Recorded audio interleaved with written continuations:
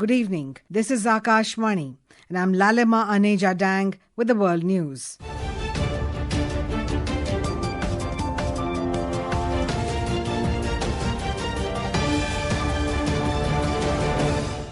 The headlines. Prime Minister Narendra Modi urges G20 nations to shift from profit-driven innovation to a model focusing on humanity, equity, and global cooperation.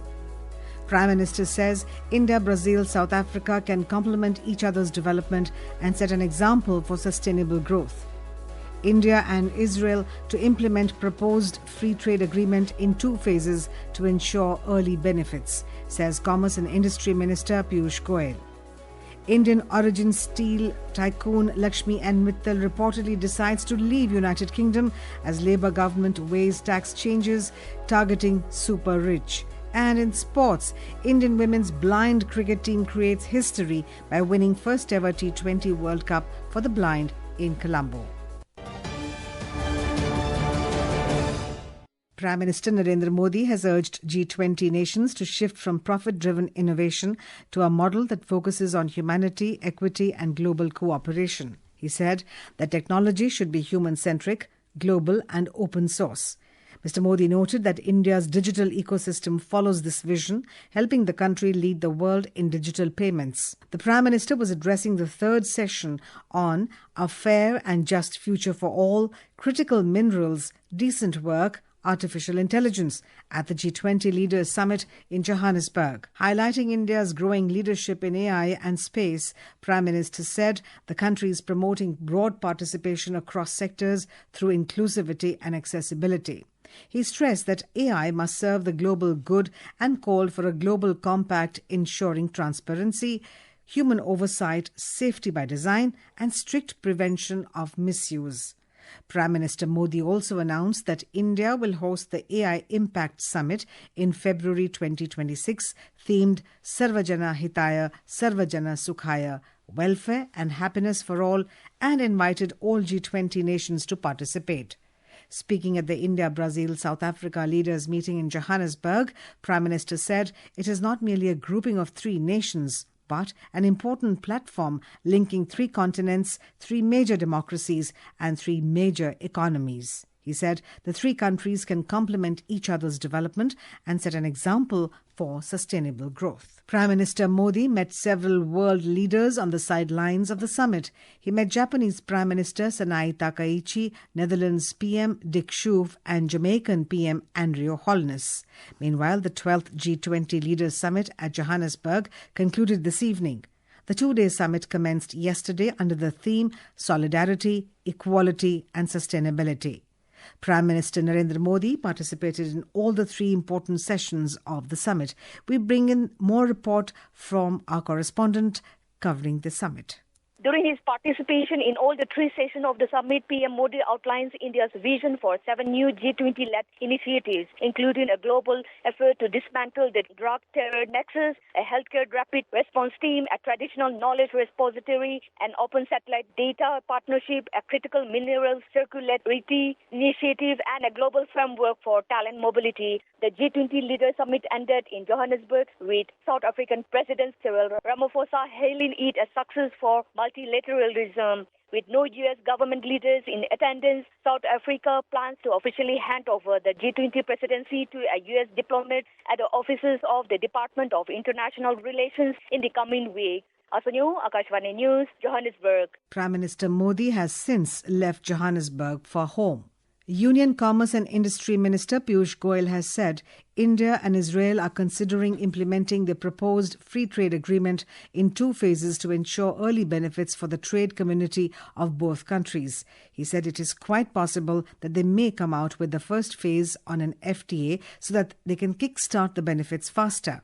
Mr. Goyal said India is emerging as a trusted friend and a reliable partner of the world. उनके वित्त मंत्री से भी बात हुई, उन्होंने संतुष्टि जाहिर की कि We also spoke with their finance minister. He expressed satisfaction that the bilateral investment treaty has now been executed between the two countries, and I believe this marks the beginning of a new era of trade relations. We must first decide how both countries can benefit from this FTA, what facilities we will provide, and what benefits we will receive here. All these things will emerge from the discussions now. There is a possibility that we may finalize the first phase of the FTA first and finalize the entire FTA in two phases. और 2 phases में इस पूरे FTA को final किया. India and Israel on Thursday inked terms of reference to formally launch negotiations for the agreement. Meanwhile, Mr. Goel called on Prime Minister of Israel, Benjamin Netanyahu. In a social media post, Mr. Goel said he updated Mr. Netanyahu on his discussions with his Israeli counterpart, Nir Barkat, and the successful holding of Business Forum and CEOs Forum. The Commerce and Industry Minister also called on the President of Israel, Isaac Herzog. This is Akashwani. You are listening to World News. We bring you top international news and updates from around the globe. Indian origin steel tycoon Lakshmi N. Mittal has decided to leave the United Kingdom as the Labour government weighs tax changes targeting the super rich. Long based in Britain and ranked the country's 8th richest person with a £15.4 billion fortune, Mr. Mittal is already a tax resident of Switzerland and is expected to spend most of his time in Dubai. He has purchased property near Dubai's Naya Island, adding to a mansion he already owns there. According to media reports, the move comes ahead of Chancellor Rachel Reeves' budget on Wednesday, which is expected to include further tax increases on the wealthy as the government seeks to plug a £20 billion hole in public finances.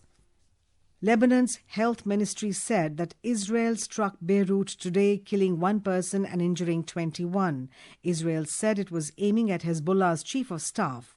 The attack comes nearly a year after a ceasefire ended their last war. The attack comes amid escalating Israeli airstrikes in southern Lebanon and mounting U.S.-Israeli pressure on Beirut to disarm the Iran-backed group. Lebanon's President Joseph Aoun called the strike a violation of the agreement and urged the international community to step in. Former Brazilian President Jair Bolsonaro was taken into preventive custody by police in capital city Brasilia under an order issued by the Federal Supreme Court. According to the federal police, the arrest was not the result of a sentence but a precautionary measure requested by investigators yesterday. Top officials from the United States, Ukraine and national security advisors from France, Britain and Germany will hold talks in Geneva today to discuss the U.S. draft peace plan to end the war in Ukraine. U.S. Special Envoy Steve Witkoff and Secretary of State Marco Rubio will attend the meet. Indian women's blind cricket team have created history, winning the first ever Women's T20 World Cup for the blind in Colombo today. The Indian team defeated Nepal by 7 wickets in the final to lift the cup. After electing to field, India restricted Nepal to 114 for 5. In response, India chased down the target in 12.1 overs with Kula Sharir unbeaten on 44 of 27 balls. India remained unbeaten throughout the tournament, defeating Sri Lanka and the US, Pakistan and Australia in the semi-final. In badminton, star Indian shuttler Lakshya Sen has clinched the Australian Open 2025 men's singles title in Sydney. This marked his first title of the year. Lakshya stunned 26th-ranked Japanese Yushi Tanaka 21-15, 21-11 in the final clash today. And now, before we end the bulletin, here are the highlights once again. Prime Minister Narendra Modi urges G20 nations to shift from profit-driven innovation to a model focusing on humanity, equity and global cooperation. Prime Minister says India, Brazil, South Africa can complement each other's development and set an example for sustainable growth. India and Israel to implement proposed free trade agreement in 2 phases to ensure early benefits, says Commerce and Industry Minister Piyush Goyal. Indian origin steel tycoon Lakshmi N. Mittal reportedly decides to leave United Kingdom as Labour government weighs tax changes targeting super rich. And in sports, Indian women's blind cricket team creates history by winning the first ever T20 World Cup for the blind in Colombo. That concludes tonight's World News Bulletin. For more updates, stay tuned to Akashwani. Good night.